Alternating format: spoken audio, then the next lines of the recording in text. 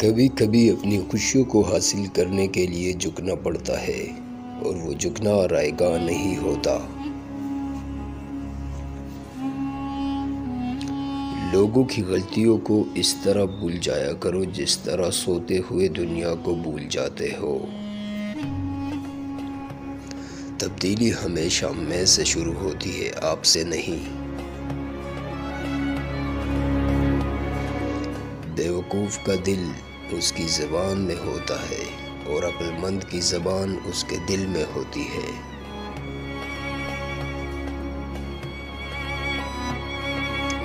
اپنی زبان سے ہر شخص اپنا ظرف دکھاتا ہے، دوسروں کا عکس نہیں۔ سنا تھا لوگوں سے کہ وقت بدلتا ہے، اور اب وقت نے بتایا کہ لوگ بھی بدلتے ہیں۔ انسان دنیا کے سارے علوم سیکھ لے، اگر اس نے اپنے رب کو نہیں پہچانا تو اس نے کچھ نہیں سیکھا۔ عمل اس وقت تک صاف ستھرا نہیں ہو سکتا جب تک علم درست نہ ہو۔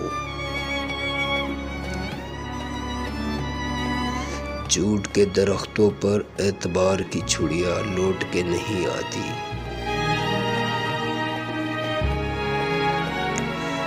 برے دوست سے بچو، ایسا نہ ہو کہ وہ تمہارا تعارف بن جائے۔